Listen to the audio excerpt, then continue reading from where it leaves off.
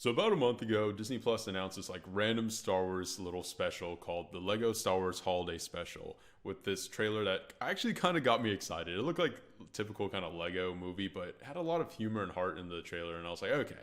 And then they said it was like coming out in like a month, so here we are a month later. So first thing is like this special was shorter than I expected. It was only 47 minutes, which is more of like a TV episode and more so than like a movie. But regardless, I still feel like they packed a lot into this 47-minute special and made it extremely entertaining for what it was. So it takes a lot to make a sequel to one of the most well-loved and universally accepted Star Wars films of ever made, the Star Wars Holiday Special from 1978. But Disney said, nah, we can top that. George Lucas, you are nothing. You are trash in comparison to us and our $4.4 billion.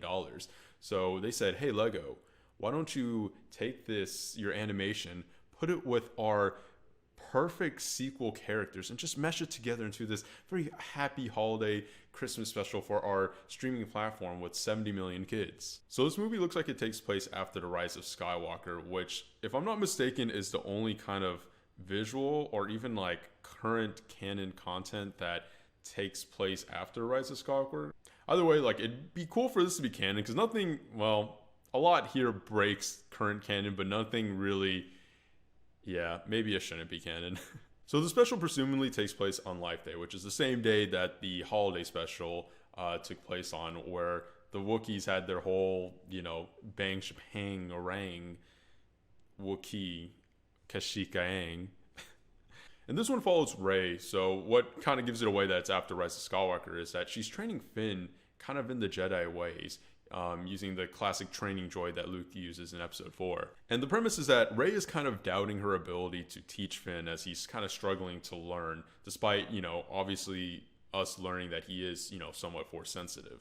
The thing I really kind of liked about this special is that it takes the sequel characters, which on their own are not horrible characters in my opinion, just poorly written ones, and they kind of throw in a lot of personality here. You kind of have Rey being a helpful teacher, feeling really like a Jedi. You have Rose with more lines than she had in all of Rise of Skywalker. Same with Maz Kanata. And it's interesting to finally see them kind of going down the line, and even though it's a huge retcon of Finn being force sensitive or whatever, right? It's kind of interesting to see, like, okay, that's what we're going with, that's the storyline we're going with, and that's kind of the play that we're going with in this movie.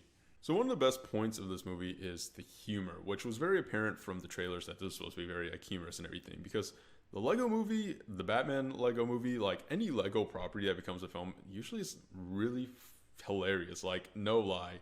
And the thing here is that, they take a lot of the witty dialogue that you get from the Lego movies and then a lot of the slapstick that you get from like the Lego Star Wars games from back in like, the mid 2000s. And then they throw in like, humor for all ages and some actually like pretty solid voice acting for, like a Lego kind of smaller property.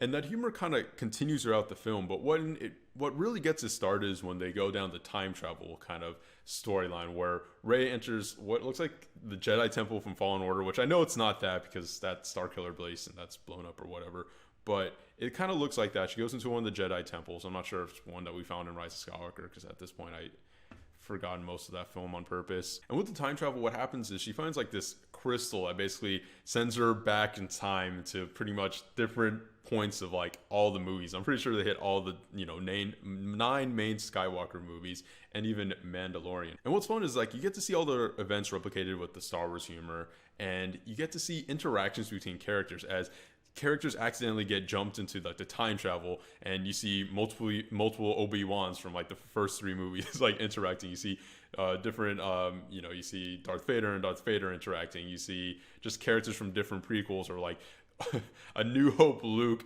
interacting with all these people, or even himself when he's a Jedi, and just him just being like a milk farmer and them just running with that kind of gag. And they just pack in a lot of fan service and a lot of Easter eggs that are like honestly some really deep cuts, and a lot of like interesting lore stuff that even kind of builds up a little bit of stuff that we didn't even know, just kind of like how Life Day works, or like how, some of the character mentalities were at that time. And it's just very self-aware, because the best part is they take self-jabs, and I think Disney's aware of the issues that people have with the prequels, the issues that they have with the sequels, whether it be the writing, the moments, dialogue, story, whatever it is, right? And even making fun of the original trilogy.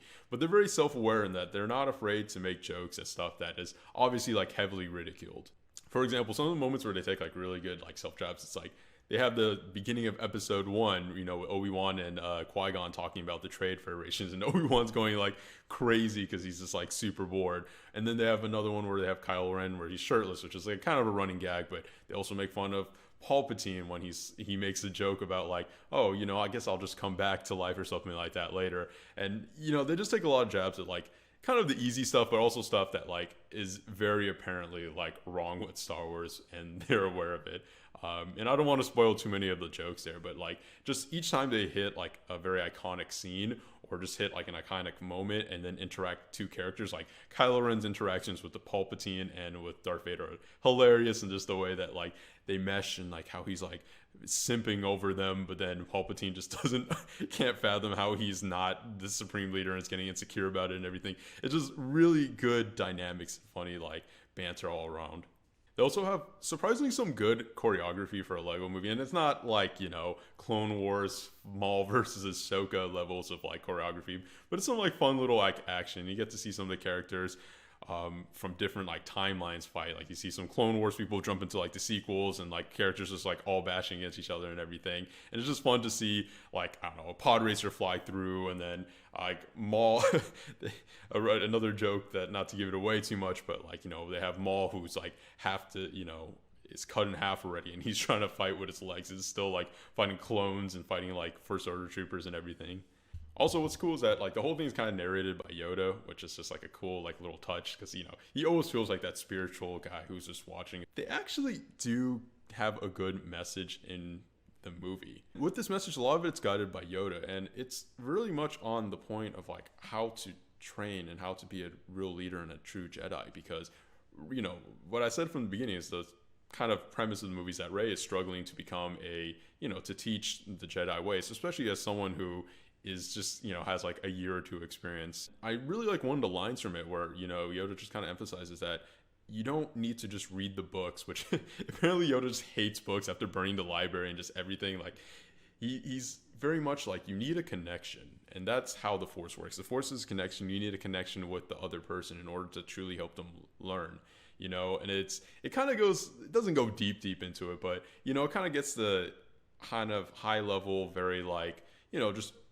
connection, the Force, the universe is all one, and, you know, you need to be good and pure and help people learn and guide them the same way the Force guides people. It kind of had the heart of Star Wars and the themes. I also like how they kind of emphasize that Life Day is Family Day, and then they not only like say it to your face, but they also show it by the end of having like a whole mishmash of characters, like at the end, just like celebrating, enjoying each other's company and having that connection again. And it makes Life Day feel a little bit more like less of a joke and more of like an actual like, hey, cool, like Star Wars has an official holiday, which we should celebrate on top of May the 4th, but that's another thing. I don't even know what date that would be. Overall though, it's like a quick kind of fun watch. It isn't like necessary Star Wars stuff, but it's cool like that Disney would put up something like this just kind of like last minute, out of nowhere. And, you know, I'd love to see little, just like, even if it's not canon or whatever, obviously, just fun little like tidbits and fan fiction and like non-canon, you know, adventures like this that actually kind of expand a little bit on the characters, a little bit of the Star Wars lore, and just kind of capture like what I think is in essence is Star Wars stuff. So yeah, so I give this one 6 holiday specials out of 9. Way better than the sequels. Best sequel content we've ever gotten. I'm just kidding, kind of. Thanks for watching. Definitely check it out on Disney Plus, and subscribe for more Star Wars content, other content, and see you guys next time. Thanks for watching.